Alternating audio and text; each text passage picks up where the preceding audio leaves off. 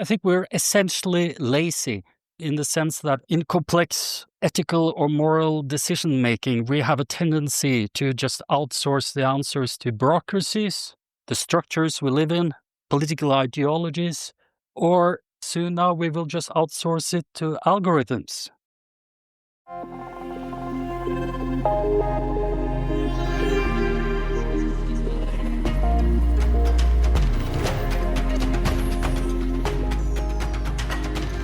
Welcome to Art is Not a Thing, the podcast series about art as a practice of critical inquiry, knowledge production, and world building. My name is Carabelea, and together with my colleague Hannah Balber, we discuss with artists and researchers whose work questions and reimagines our practices in and of the world. In this episode, we explore a fundamental question: how much evil lies within human nature? Hannah talks to Norwegian artist Thomas Kvam and Frode Oldereid, who work at the intersection of sound art, robotics, and visual art. In their installation, Requiem for an Exit, they examine the darker side of humanity. At the center stands a 4-meter-tall robot, a skeletal steel construction with a seemingly human face that reflects on the historical legacy of war and genocide in a haunting monologue. For this work, Kvam and Oldereid received this year's Golden Nika of the Prix Ars Electronica in the category New Animation Art. Enjoy the conversation.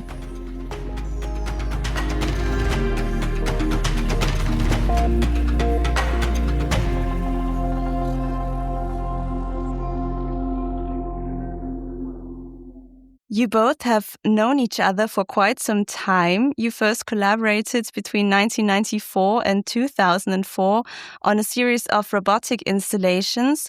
What brought the two of you together back then? I think it was a fellow friend of ours that we have been working with, both of us. And I think it was her that actually said to me, you have to talk to Thomas. He's a good man to talk to, and maybe you can do something together. And quickly after we met, we started our collaboration for a project. So it was a good match. Yeah. Was there a specific moment or shared interest that sparked the collaboration? I had created a robotic installation. At that time, the robot head was made of just a video recording of my face projected on a plaster cast of my face. And the technique made this really believable three-dimensional face, which was moved by robotics. And then Frode was working with digital music and sound and also video and documentary films. And then we just merged our creativity together. Yeah. What fascinates you about robots? I mean, from Fritz Lang's Metropolis to Blade Runner, the robot as a metaphor or an allegorical device is always touching us humans, both with fear and fascination. What fascinates me, basically, it's the robot as an existential threat, at the same time the fascination we have as humans of seeing ourselves duplicated somehow as a mechanical being. So do you see robots as more than machines, maybe as something almost alive? Well, we humans tend to project a lot of feelings into machines, don't we? And also, when I first saw Thomas's work, it was so exciting, so live at the time. And this head on a robot just fascinated me. Like Thomas is saying, it's human-like, and it's both machine and human. Now, after 20 years, you've returned with Requiem for an Exit, a robotic installation again, but quite different in tone. Could you tell me more about this new piece? What is it about and what inspired it? In the center, of course, there's the actual physical robot, and it's a huge, massive hydraulic construction. And then it also has this huge 1.5 meter tall head. And for me, I was thinking a bit about Apocalypse Now, the movie, yeah? Marlon Brando in the role as General Kurtz, giving his ethical monologue about evil. And it was somehow taking that scene and recreate it as a robot, giving its monologue about the loss of humanity or the legacy of humanity's violence, our genocides and wars. What does the title Requiem for an Exit mean to you? If this is a requiem, what exactly are you mourning? I think we were, as a sort of working image, we had the idea of the robot being some sort of last message from humanity Or is it the last message from an AI? It has this human tone to it, but at the same time, it also has this uncertainty of what is actually speaking here. Is it a AI's representation of human emotion, or is it actually a human being recorded, giving its monologue? It can be an exit, but it's also Requiem for the history and the future in a way as well. Yeah, I want to talk about the content of the monologue in a little bit, but let's take a look first at the robot itself. The robot at the center of the installation is massive and unsettling. How did you develop and build this figure?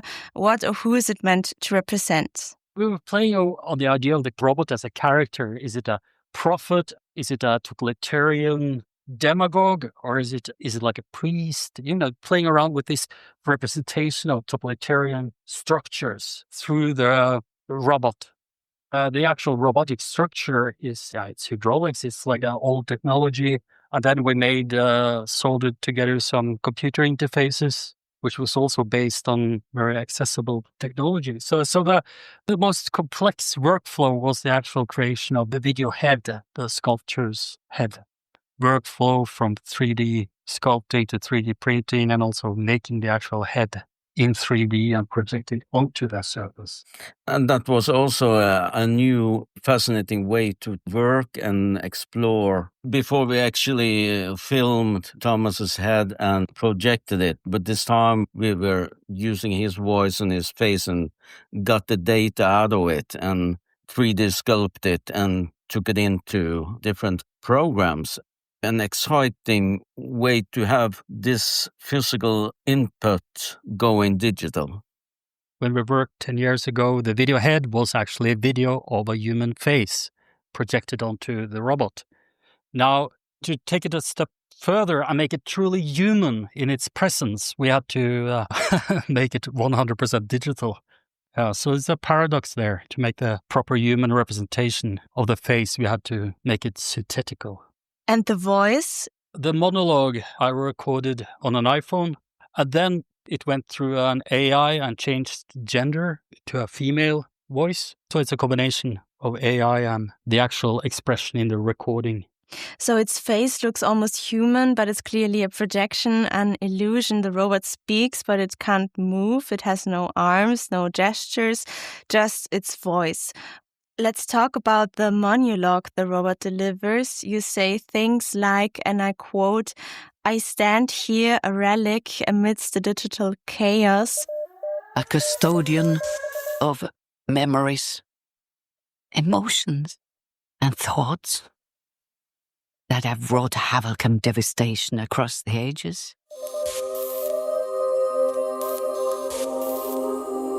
The horrors I speak of is not just a product of modern wars and environmental cataclysms. It is the horror of realizing that within us lies an abyss, a capacity for destruction that has manifested throughout history, from the Roman siege of Carthage to the Holocaust." What kind of story are you telling us here? There's an idea in the monologue that the remnants of a Neanderthal DNA in the Homo sapiens DNA is some sort of a biological memorial of our first genocide. I mean, the disappearance of the Neanderthals is a mystery. We don't know. But as a philosophical provocation in the monologue, the robot states that it was a genocide. Just the idea of this internalized biological memorial was more or less how the monologue started, that idea, and elaborating that idea.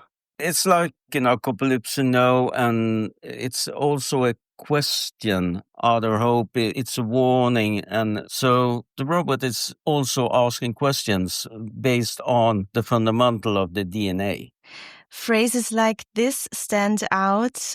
The Neanderthal genes screaming within me, a testament to our primordial capacity for violence. The robot suggests we're programmed biologically or even algorithmically to repeat violence. Is that something you truly believe? This is the robot's point of view, yeah? It's, but of course, I mean, look at today. I mean, it seems like we're repeating patterns endlessly as a species. Yeah, it's one explanation of what is actually going on. Yeah, and it's some sort of a radical biological determinism from the robot's perspective. But then, of course, one can ask, why does the robot present this perspective? Because that's a bit also the ambivalence when you actually see the robot in the space and you see this massive head talking. It's also about an emotion, an existential feeling.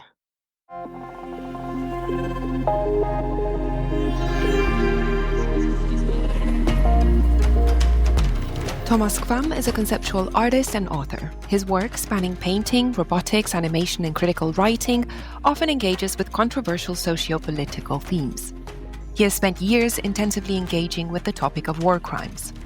Frode Oldereid is a composer, sound designer, and lecturer with a background in music production, experimental theater, and robotic art. He has toured internationally with installations and performances. In their collaborative projects, Kvam and Oldereid explore the intersections of technology, ideology, and collective memory. In Requiem for an Exit, the robot delivers a monologue. From its perspective, evil is not portrayed as a product of political ideologies, moral deficiencies, class distinctions, or religious beliefs. Instead, it is presented as an inherent disposition, deeply embedded in our genetic code.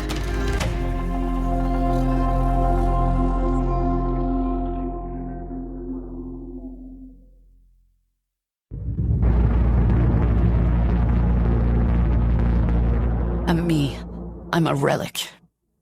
A spectre of a bygone era. Witnessing the end times. The Armageddon.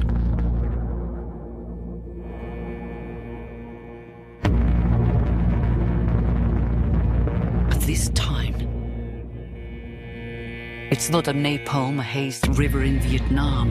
It's the digital streams, the melting ice, the burning forests. And the horror. The horror is the realization that we are the initiators of our own extermination. The stir of Neanderthal echoes, the lust for extermination encoded in our DNA is our battleground. How do you think technology influences the cycle of violence? I mean, okay, to make an example. Historically, children as soldiers were not a functional idea. Through lightweight automatic machine guns, suddenly a child could be a lethal soldier. You cannot do that with a sword. Technology gives us new possibilities of destruction, which is unimaginable historically. But at the same time, we live in the illusion that we as humans get some sort of upgrade together with our technology. But it doesn't look like it's happening, does it? Yeah, and technology is new ways to actually make wars and violence. Would you say that deep down people are essentially good or evil? I think we're essentially lazy in the sense that in complex ethical or moral decision making, we have a tendency to just outsource the answers to bureaucracies, the structures we live in, political ideologies, or I guess soon now we will just outsource it to algorithms. We will have some sort of United Nations controlled by a ethical algorithm. Yeah? I'm just thinking of Hannah Arendt and her reading of Eichmann during the Nuremberg trials, how he sort of dispersed his ethical responsibilities to the system, the structure he was in. Yeah? Now we're on this shift where technology is taking over from the bureaucracies. We have the AI getting into a position where we have another place we can outsource our responsibilities to. And that's the laziness of humans. We are avoiding our own evil, basically. When you look at the state of the world today, do you think there's cause for panic? And what do you think art can do in moments like these?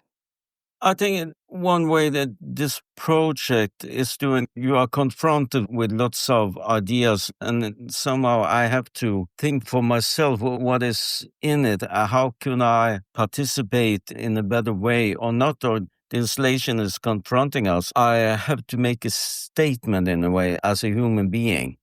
I think the function of art is, if you look through all the conceptual layers and everything, it's just about how to preserve our humanity or explore that humanity. For me, the Requiem for an Exit is almost like a Francis Bacon image, but instead of the human in center, it's this ambiguous creature between artificial intelligence and a human, stuck in a space where it can't escape. What does this piece mean to you personally? I think it's a lots of levels. It's in the making of it. It's in the collaboration of it. I think we somehow managed to let people go into the installation and have to think. Actually, have to. You don't leave the installation not touch in some way, and that has actually been one of the main really good things about all the works we've done. It's touching a feeling of humanity and for the audience. And for me, as a conceptual artist, usually I have a very sort of rigid, strict framework. This work is about that, and it's made like this and this for a reason. And the beauty in the collaboration with Frode is that we're still, 20 years later, we're still trying to figure out what did we actually do. and now we're at the same point again, because together we think and we interact with these technologies and the concepts and the philosophies behind it. And then we have to sort of try to understand it afterwards, the implications of what we've stirred ourselves into. Yeah? It's something about how AI is streamlining also cultural production. And this work is not about streamlining something to deliver a precisely crafted message. We have AIs to do that. This is about being human, and it's about ethics. It's about the existential dread of seeing the technological development, how it expands, but also how human violence expands with it. How do you see the role of the audience in all of this? How do you want to make them feel? What do you want to spark in them? Somehow the installation takes something which one can see in a sci-fi movie or in... Basically, it's taking a sort of a fantasy from a sci-fi movie and putting it into a three-dimensional space where you can actually physically experience that creature from sort of imagined future. And when it delivers its monologue, it's constructed to be an ethical provocation, a philosophical provocation. And if we're lucky, it actually might help be a tool for people to think about how we deal with technology and ourselves being human. Thank you very much for the conversation. Thank you.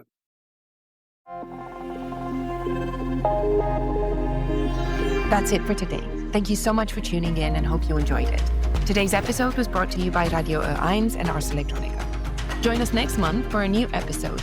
And in the meantime, follow us or share the show with someone you think might like it.